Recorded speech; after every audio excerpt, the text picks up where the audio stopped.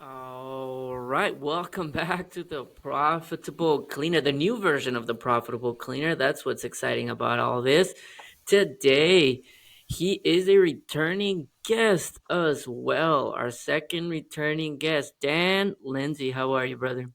I'm excellent. You, my friend? Super excited and feeling blessed to be here. James, how you doing, man? I'm doing good, man. I'm super excited to speak with both you and Dan today. I wish people listening to this, because they already know who you are. They've heard you before, love the podcast. If you don't, look him up, Dan Lindsay.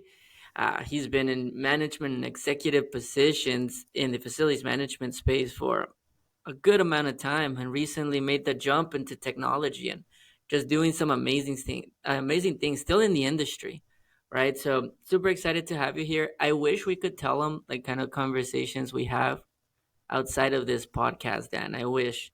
But let me introduce you different this time around in this podcast. So, for those listening, this is Dan Lindsay. He is one of our keynote speakers for the Cleaning Profits 2.0, the statement event. Man, thank you so much for saying yes to that, Dan. We're super excited. It's my pleasure, man. I'm pumped to be a part of it. And, like I said, just sticking in the industry and it's ways I can help out for sure. One of the reasons that we decided to bring you on as one of the keynotes, and after you and I going back and forth, and you're learning a little bit more about our vision outside of your experience, you see high performance, you see leadership, you see almost like the vision that you can sell to all employees. You see it different than a lot of the leaders that we've dealt with, right? So walk us a little bit through what people can expect. I know we have a few topics. We're not going to give away any of the secret sauce during this podcast, but help us understand one thing. To you, when it comes down to facility maintenance companies, what are some mistakes that they make when it comes down to selling the vision? Like kind of getting everybody to move together towards something. What are some common mistakes that you've seen? I think the big thing is a lot of times organizations try and make things a little too complex, and simple things tend to resonate. And there's so many ways to communicate the vision and articulate what you want as an organization. And frankly, for leadership to ensure that it's getting right down to the front line. So, using things like instead of sending out those email messages or, other types of written communication, well, how do you make it more personable? How do you get to the point where you're looking at everyone in the eyes? And, a simple way of doing that is setting up your iPhone, doing a little selfie, adding a little bit of graphics to it, keeping it raw and real, and communicating directly with your team. That's how simple it can be. There's no reason to complicate things, right? And I think that that's what many organizations, do wrong. They try and complicate or overthink it rather than just execute. And sometimes maybe you'll stumble, but every time you stumble, you're going to learn and you get better and better and better at it, right? So, and I think another important thing is when you try and deploy these simple strategies or methods is be open to the feedback and ask your team, what you can do better and take that and use it.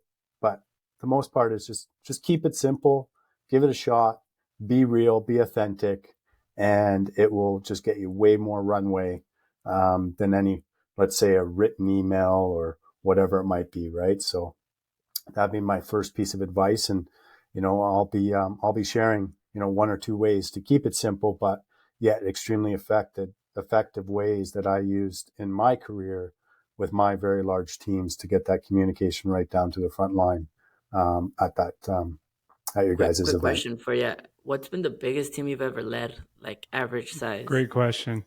So it was around 3,000 employees in my entire Woo! region.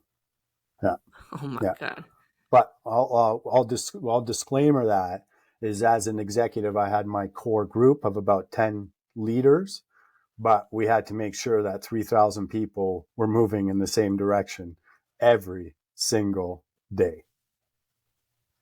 I, No I, I doubt had to about ask that that. question for context because when you say like, oh, take a selfie, send it over to them, let them know how they feel, I'm like, I need them to understand that the context or the level that you were talking about. That even with 10 leaders, that's about 300 per person, almost. Like if you just break down your executive team and then everybody else together, that's a lot. That's like those are individual companies basically, bigger than a lot of individual companies. Very much so. And that's how we ran as an organization. We had different business units, right? And the leaders would run business units. And, one business unit was probably around 6 million to the biggest business unit, which was about 45 million. So you can see the differences, right? But we needed everybody doing the same thing. We had a brand to represent as an organization, right? One of Man, the, that's. and I'm sure James is about to jump in here, so I'm not going to interrupt him. Go for it.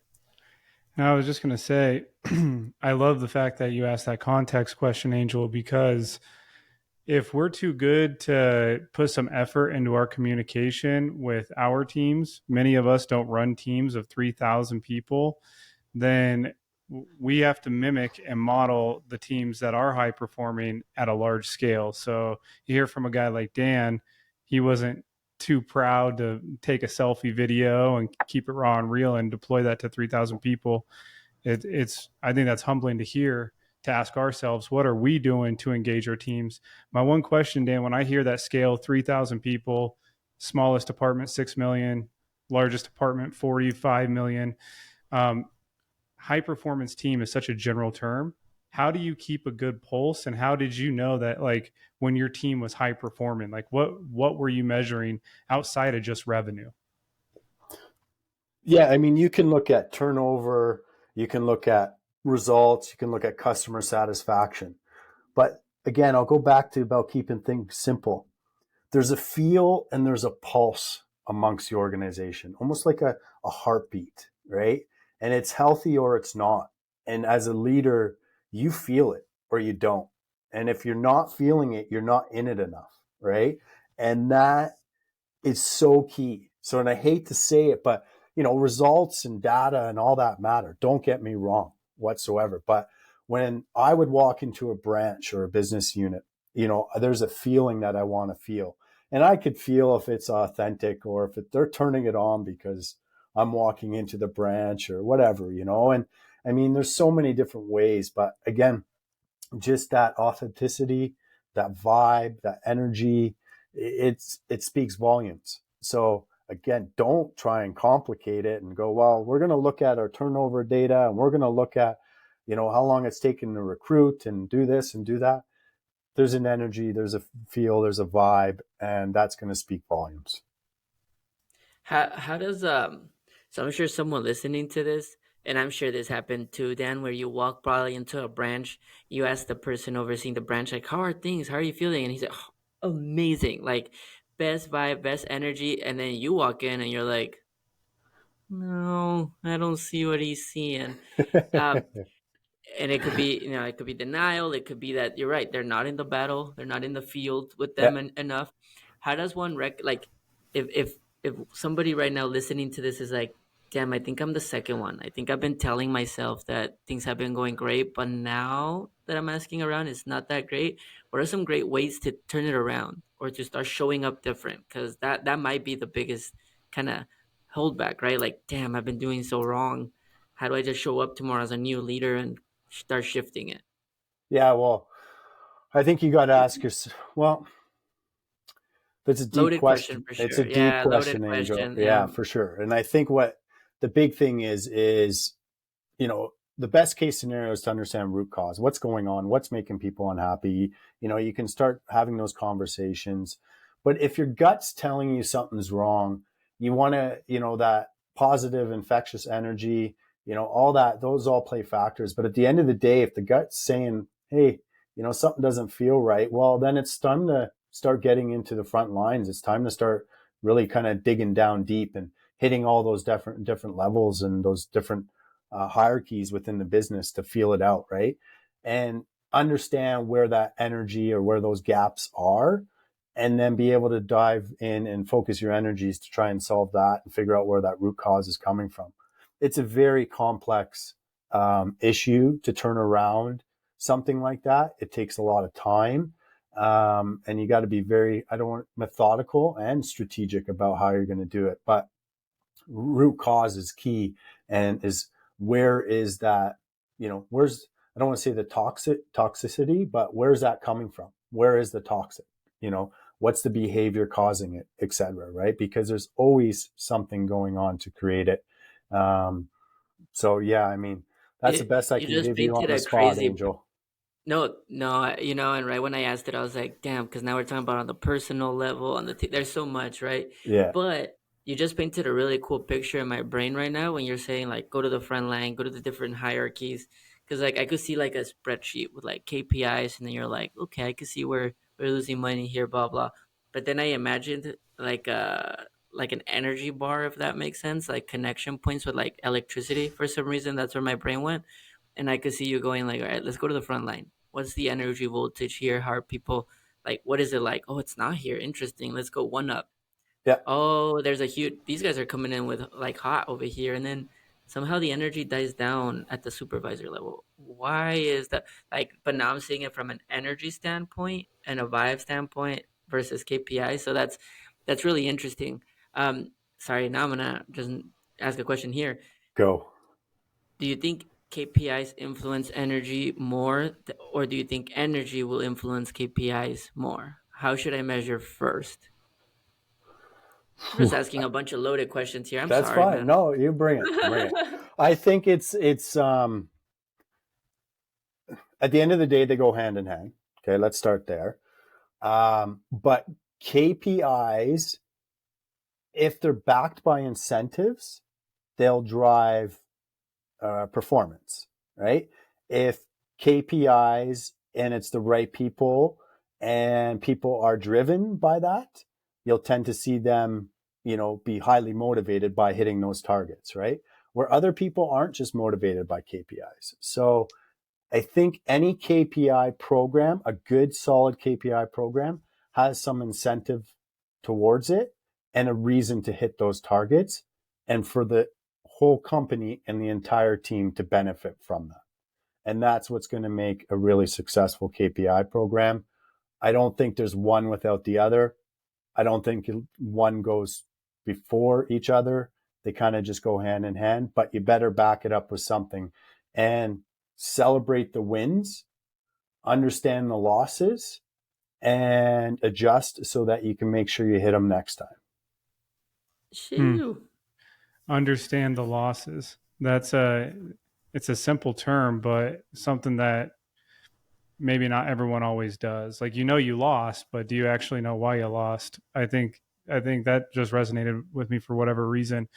Um, Dan, I think what's cool about you is someone that's been in a leadership position like yourself with these big teams. You're really big on talking about the frontline person, and you don't always hear that from someone in an upper leadership position. When we're talking about incentivizing performance and building engagement and gathering energy, that's easy to do when you have your 10 leaders in one room. You kind of know what's what and where you're at. How do you give that incentive or create a plan to encourage performance to the frontline people that, in many ways, are the most important people? So I started off in this industry. So let me back up. When I was a kid, I worked for my mom. She was a property manager. I cleaned vacant apartment buildings, move in, move out cleans. I cleaned all her facilities. And that's how I made my money over my summers. That's what I did. Okay. And I did that for years. And then I got into the corporate side of my business. And my very first job, when I kind of started my last 18-year, 19-year corporate stint, was managing a 1,000,000 square foot office tower. And we had 100 staff managing this building. It was actually 1.5 million square feet. And I was on the front line with those teams. Okay. And I was stripping and waxing floors. I was buffing floors. I was burnishing floors. I was doing it all. And I had an opportunity as a leader to sell and get a cut of that sale and get another cut if I actually did the work. So I'll put this into very simple terms. So I would find a tenant and I would say, hey, Mr. Tenant, looks like you need some carpet cleaning done. And Mr. Tenant said, yeah, I would like a quote, please. So I would give them the quote and they would say, yes, let's do the carpet cleaning. Then we would schedule. And then I'd say to the company, hey, I'll do the carpet cleaning. Well, now I got a piece of the sale and they're going to pay me some extra to do the carpet cleaning on top of my salary. So once I did that the first time, guess what happened? I did it again and again and again, because now that's why I can relate to the front line today, because I was there doing it. I was cleaning the toilets. I was vacuuming filters. I was doing high dusting. I was cleaning walls. I was doing carpet. I've done it all. So I know what that person goes through. But this is one thing I'm going to share at the event, is a simple way of implementing an incentive program for your team so that you can literally make everyone on your team a salesperson that will ultimately drive your revenue, your customer satisfaction, and the ultimate bottom line. I mean, honestly, well, I'm still stuck with the whole like KPIs without incentive. Not everybody moves. Some people just move because they're hungry for the money. Like you don't Right? need, they don't care about. So I love the fact that you just said that. Let me ask you a question. Someone listening to this probably is thinking like, sounds cool, Dan, and I might attend. But question, um, I don't. What if my technicians don't know how to sell? What if they don't know how to sell? Yeah, what if like, oh, what if they say the wrong thing, or what if they don't represent? Yeah, like, yeah. What What if if they my mess up? technicians, my cleaners, just do I train them on sales? What do I do here? Yeah. So not to take anything away from what we're doing, but we're not selling rocket science, right? And your frontline teams are often probably a lot more personable than leadership teams, because they're in the mix every single day, surrounded by people watching them doing what they're doing, associating with the traffic of the building. So if you're really concerned, I think that you can really kind of campaign out what sales you're looking for and maybe do some internal training to put them in a position. But, many people are driven by three things. Okay. And this is a good HR question, right? Is what motivates you? So is it money? Is it contribution? Or is it recognition? So a lot of times when I hire people, I'd ask that question. I'd say, give me those three out of 100. How would you rate them? Okay. Money, contribution, recognition. What's most important to you, right? 9 times out of 10, guess what was the highest? Money. Money, right? Contribution. Oh, I would have said contribution. Contribute what, Money, Chase? money, right? But see, this is why you asked that question, because you got 3 of us on here. 2 say money, 1 says contribution. Everybody's driven by something differently. So at the end of the day, if you implement this incentive program, these are frontline workers doing a job. They're not paid a ton of money. If they have an opportunity to make extra money and they're personable, they're dealing with these people, they know these people, they're in the front line already, you're naturally going to see them just kind of evolve and get more comfortable. And if they are uncomfortable, I would send out some sort of communication to the team saying, hey, we're going to implement this program. We'd love to give you some training or some tips. If you are uncomfortable, please attend, or whatever it might be, right? But at the end of the day, you'll be surprised at how many people jump at the opportunity and how much reach you'll get out of implementing something so simple. That was a I great think activity, by the before, way. yeah, that was a really good activity. I guess I'm the weirdo over here, but No, because he I was like, asking overall, not yeah, individually. for sure. But I want to back up. You said something that I don't think needs to be overlooked. Your frontline people are typically more personable than your leadership team. Man, that is awesome. That is awesome. And I think it's probably something that isn't realized maybe enough. I've never viewed it in that context. Like, they're in the building every day. They're dealing with people every day, when we might be 10 steps removed and we're coming in sporadically or situationally. That really interesting point that I just kind of wanted to highlight again, that your frontline people are probably more personable than you are and might have a better shot at building that relationship. Does it not make sense, right? Like, It they're Make makes there. makes too perfect much sense. sense. Yeah, it does, right? And again, don't overthink it. Don't be, I'm the executive and I got to manage this relationship and I better get to this person, and otherwise we're not going to retain the business. The frontline team is it's the pulse. It's the organization at the end of the day, right? Like, they're the ones that deal with the challenges. They're the ones that rectify the issues. They're the ones that address complaints. They're the ones that get, props when props are due. And they're the ones that, frankly, when getting shit when they're, when there's issues, right? So they build the relationships with those people in those facilities, right? The executive team or the team sitting in the office, yeah, they have their relationships at a certain level, but the core of the business, that's where it's at. That's so good. That's so good. And it makes a lot, I mean, it makes a lot of sense. It makes a lot of sense and dollars now. My brain, this is where my brain went too. My executives also cost me more money um, in the balance sheet than my technicians or my cleaners or my frontline do. So if they were to prospect a deal for me, right? Which now, like, I don't know if you knew, Dan, but like prospecting back in the day meant like they would go to a river, like water, and they would look through the rocks and move around and try to find gold, basically. And that's where like the word prospecting came, basically finding gold. So now I can imagine now, like if my cleaners were in charge of finding some gold that was in between rocks that I can't see, also my customer acquisition cost or the chances of my upsell costing me a lot, or it's less cost, if that makes sense, like because I'm paying them less and I'm just incentivizing them, so I can probably afford a good incentive if they find something that's not already in my scope of work or some Yeah. additional work that I'm not doing. Yeah. Yeah. No, and I want to just take a second to, I don't want to say correct you, Angel, but you use the word in charge. They're not in charge. They're enabled. Mm-hmm. They're empowered. Where in many Oh, organizations, they might not feel empowered anymore simply because of what you just said earlier. Oh my God, they can't sell. Like, if they can't sell, I can't have them talking. You need to phone me, blah, blah, blah, blah, blah. Like, come on.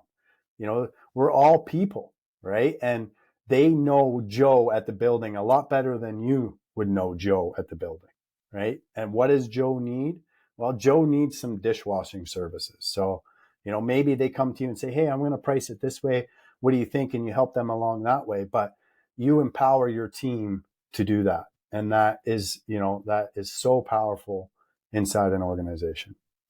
empower and So enable.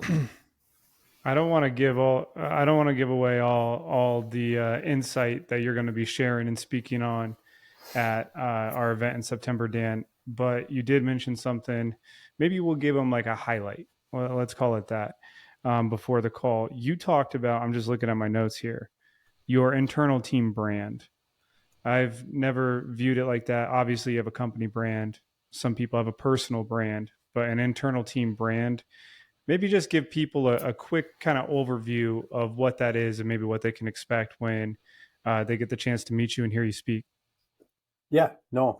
So this is something, so servant leadership, this is something they teach you. If you ever taken a servant leadership course, they'll say, like, what is your company brand? Like, what is your leadership way? Like, how do you create this brand and this,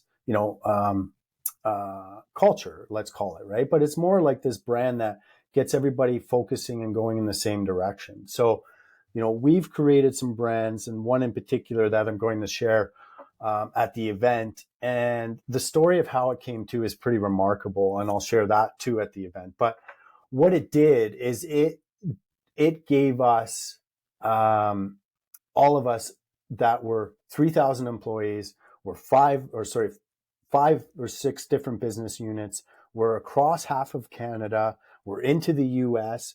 But how do we get everybody focusing on the same thing? How do we get that camaraderie when I'm sitting in an office in Canada and I want the same office in Seattle to feel the same thing? And there was things we did that put in the office, the way we talked, the communications program campaigns around that brand, and that we created this camaraderie as an organization, not externally, but internally. And what that drove was, that energy, that vibe, that high performing team and that culture that just separated us from everyone else. We could use 3 letters amongst all of us that we only knew, and we knew what that meant, right? And we had something different than any other organization. And those 3 letters became so friggin' powerful. But I look forward to sharing more and just, giving you everything at the event and seeing, organizations execute their own. That's for sure.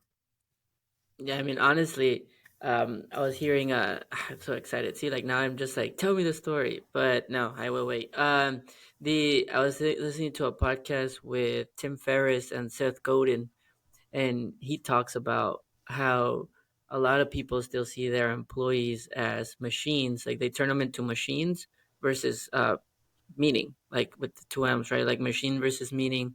They look at them as profit instead of purpose. And so I love the fact that you've been able to be involved and spearhead internal communication campaigns to make people feel like you kept using it. Like, how do we make them feel? Not do, not act, not make. It's just like, how do I get them to feel what I want them, like what we're building here, so that they can then buy in into the vision. Because if they don't buy in, nothing else matters. You could have a cool graphics. You could, if they feel nothing, then as a human being, like you don't, if you don't attach any purpose or meaning to it, you don't follow. It's just that like simple. Again, you could do the whole just money part, but even money at one point, you're like, you'll want more. You'll want to hustle less. Like this is just different things. So I love that everything you're mentioning is feeling, its heartbeats, its meaning, its purpose, and and even almost like standing up for the front line, because enabling and empowering the front line to sell, to look, to prospect, to be involved, to feel like they're part of something bigger. I mean that's where how every company should do it. So the fact that you guys did it at such a high level is impressive, because every small company has absolutely zero excuses at this point, other than the know-how. But if you want the know-how, go to Cleaning Profits 2.0, the statement with Mr. Dan Lindsay, right? Nice, nice. Yeah, no, and that is so key, Angel, is these things I'm going to share. And like, I really hope there's a lot of value for people that do attend. And I really feel like there will be some great nuggets. But if you're smaller and you can do it now, all the stuff I'm going to share is easily scalable. Once it's in place, it's easy to scale it. It's easy to expand it as you grow. It's easy to refine it and even just get better and better at it, right? And these are the great things about being at maybe in a smaller organization or in a different position, is doing it now so it can scale with you and also give you some momentum to have that competitive edge against your competition, right? Did, you said competitive edge for competition. Whenever you guys would win contracts, or whenever you guys are prospecting, for example, I'm talking like now, like leadership and executive, did you guys share this with the world, or was this just internal? And I don't mean Oh no, processes or of procedures, but where course, you're like, hey, my team, we have this internal brand, like that's what makes us us. Like, was that of also course. part of the external? Okay. Of course, when you get to those shortlist meetings and, the standard question comes up, what makes you better than company B?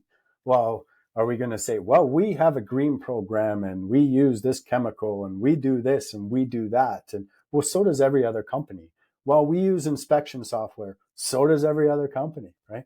But what are we doing on a day-to-day basis? We are people to people business. We are just a people business, period. So how are we different? Well, this is how we're different.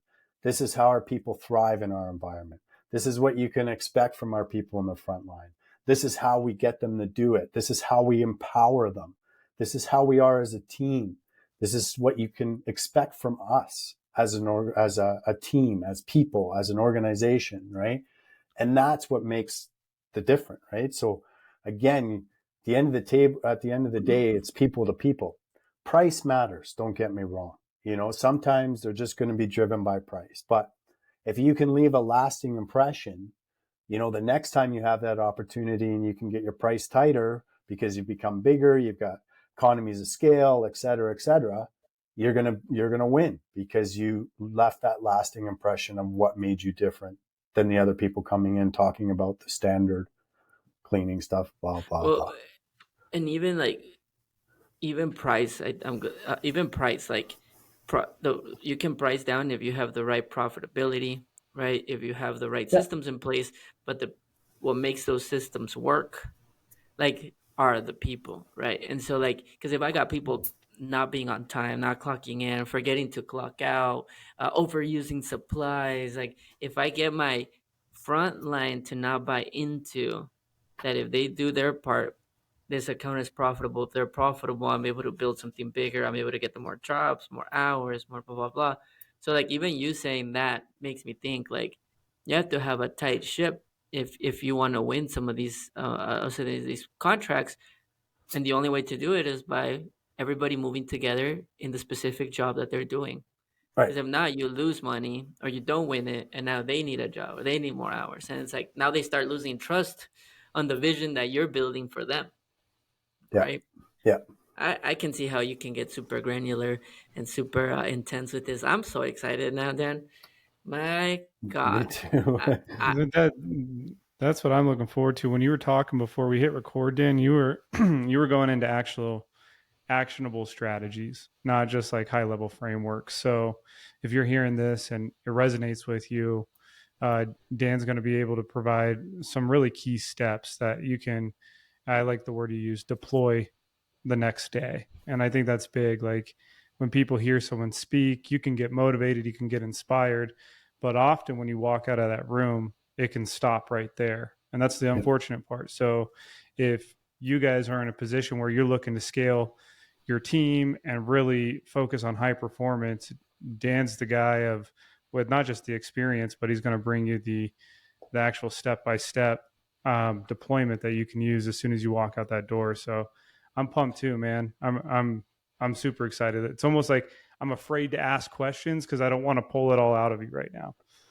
he won't answer them. It's okay. that's right. Yeah, I won't He's a yeah. answer them, disciplined He's right? man. He's a You know. disciplined he's man. Yeah, sworn to secrecy. yeah. I do No, have a I question. got.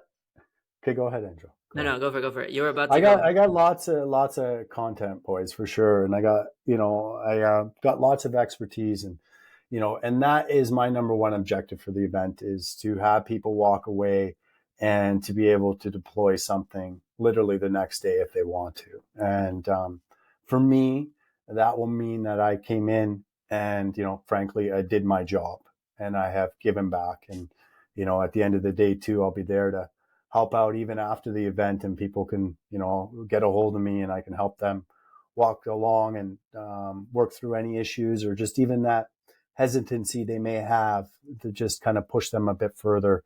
And then if I can just be on the sidelines and watch it happen, and I think it's huge for me as as a leader in the industry, let's say. Well, I know James is about to pull out a podcast random question generator. What I don't know, like a card game with questions on there. So before he does ask that question, I have a question for you. Because people, so somebody came up to me last week. Well, came up to me virtually on Facebook, and they were just asking me questions about who I hang out with and mentors and people. And they're like, "How the hell do you hang out with all these big players? Like people have been in the industry for 20 plus years, and not just like I've been in the industry. No, it's like I've been in the industry and accomplished what the 2%, what the 3% will do, right? Like the rare ones." And I told him I didn't know, by the way, but no, I told him I was like, I always tell them on a vision, or at least have a conversation and figure out how I can support them. Which brings me to my question, Dan. You obviously have more accolades than I'll probably ever reach. I said probably because maybe I don't know, maybe a different accolade, right? I don't know. 3,000 employees sounds like a hell of a calling, though. But I will ask you, a random ass kid messaged you on LinkedIn. I think that's how I reached out to you, and we now ended up podcast, and now you ended up speaking. And why did you commit to coming to Cleaning Profits 2.0? Like, what sold you on this event, and why you wanted to participate? Yeah, I mean, I was watching you guys, right? You're in the industry, and and you're giving back to the industry, and you're here to help improve the industry.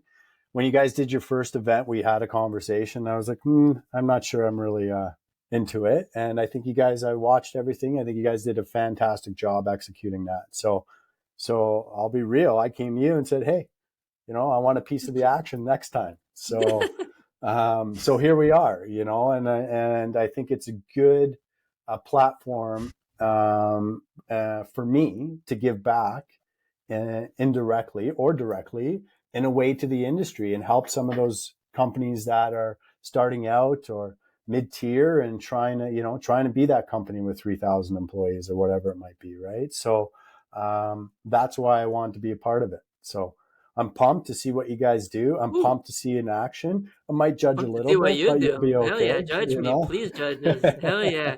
Well, and so that's like a great teaching right there. What you just mentioned right there was crazy because people don't know that we tried to get you for the first event. And a lot of people, if you would have said no, they would have been like, oh, shut down the door. They denied me. Nah, some people just want to see if you're actually going to follow through and if you're going to do it with a full commitment yeah, before they commit themselves. So I'm so glad you brought that up because some people here, you might have prospects on the line, people that say, nah, hit me up for the next RFP, people that say, yeah, we'll see. And you're thinking that the door shut down, but it just actually means like, cool, put your money where your mouth is, prove that you can follow through on it, and then if they align, like they'll come, that like it'll happen. And now we're yeah, here, and we feel super blessed to have you, man. yeah. No, I'm very happy to be a part of it. That's another big thing is like so many people are so afraid to say no. It's crazy the amount of people No that are doubt. afraid to say no. It's okay to say no. You can do it very politely. You can do it in a very respectful manner. There's just no, it's even in business. It's like, well, we got to bid on it. Well, does it really make sense to bid on? Does it fit where you're at as an organization? Are you going to stretch yourself too much? Could it hurt you? Like no might be good now. In 3 years, it might be hell yes, let's do it. Right. But that's Hmm. another thing about the business side of the game is like, it's okay to say no. And always Yep. encourage people to say no because I think a lot of people are scared to say no because they're so used to like the wrong reactions, right? Yeah. They're like my wife, right? If I say no, we're not going out. Like I'll rather go out to try to hopefully avoid a conflict. And I'm like, there's nothing wrong with saying no, and there's Uh, and you and gotta we're, learn to take in the, the no too. the wife's a different story, so I'm not going to go down that road. Yeah. James, do you have your gambling My card? yeah, What do we my call them? gambling Like card. I don't know what to I'm call just this. gonna call it the question roulette. We have this random box here of questions. Once we ask it, we toss the question. Anything's on the table. Are you willing to answer whatever comes out of this box, Dan? Sure, sure. Okay. Okay. I have Okay, this not is seen good. these questions, This just full hey, disclosure. this is actually a really good one. I think you strike me as a man of discipline. Obviously, big time leadership positions. Share your morning and nightly routine. Whoa, I was not whoa. expecting that. No, that's a good one. So, so I wake up at usually 5:30, 6 o'clock. And then I will go work out. And usually from 6 to 7, I will work out. I've just started doing the ice bath thing, which has been fantastic. Woo! If you haven't done it, you should try it. It Have is a game changer. his face. That's us. Sorry, we have sound That's us effects now. clapping for you. That's Okay, us okay, clapping appreciate it, for you. appreciate it. And then around 7:15, I wake up my youngest and I eat breakfast with my girls and talk to them about their day and get them off to school. And then I head up to the office and with a coffee and stuff. And then that's about it. I find that that's basically how I start my day. How I end my day? Listen, I can't stay up past 9:30 at night anymore. I am old. Amen, I brother. am beat. Me too. I put everything I can into in my days and I am done. And I like to get my 8 hours of sleep. I do not do skin routines or anything like that. I brush my teeth, I get into bed and look at my phone for a little bit and pass out. And that's my nightly routine. Boom. There we go. I love it. I'm like, hey Dan, when we hang out at this event, man, at 9:30, you and I might be heading back to the hotel because I'm with you, man. I can't. Depends. I can't. Depends if alcohol's in my Yeah. system, it's a different story. Yeah. So definitely. Have you Rumor has ever it. worked out with an Army Ranger, Dan? Since you I work have out in the never worked mornings? out with an Army Ranger, that's for sure. Good. Well, you're coming to the event as a speaker, but we will have a portion of the event where in the morning we're all gonna just meet up early, get a workout, and led by an Army Ranger in case anybody wants to be able to play that Never Have I Ever game and say, I have worked out with an Army Ranger and just bucket list it off. So keep you posted on that. Sounds great. Yeah. Maybe I'll have a nice Uh, cold plunge or something there too. Might as well. Just kidding. Nah, Yeah. but Angel's big on those. I Are love you? them. I Yeah, love they're cold they're great. plunges, Once you do it a few times, the first few times, oh my God. All especially right, after your here, body's here, overheating and you just like here's some it's fun. insight for everyone. Dan, you don't know this either. For everyone that does not know, actually, no one knows but Angel. It was the day before our first event. We were so freaking nervous. I can't even lie. At least I was. And we had just flown out one of our employees from Nicaragua. Daisy, Angel, and I were sitting in my basement. We're like, we were anxious. We were ready for the moment to be here. And Angel's like, it was Halloween, October 31st. And he was like, in Denver, Colorado, it can get cold. Angel's like, we need a cold plunge. We need a cold plunge. I'm like, where are we going to find a cold plunge? So we start Googling some places. He's like, let's just go to a river. Let's just go to a river. We'll just walk in cold to a river. Long story short, Angel's a hell of a salesman. He did not sell us in that moment. But we ended up going bowling instead. But he Nice, almost lost the got us sale to as you jump could into tell. he almost got us to jump into a river the day before our event. I just wasn't. I was like, I'm not sure if this is safe, but hey, man. Hey man, cold plunge Yeah. is the best thing you can do for yourself. I love it. I love it. No doubt. Well, Well, Dan, thank you, Dan. before we tell you all these weird stories, we really appreciate you for showing up, man. We appreciate you for stepping up and serving the community.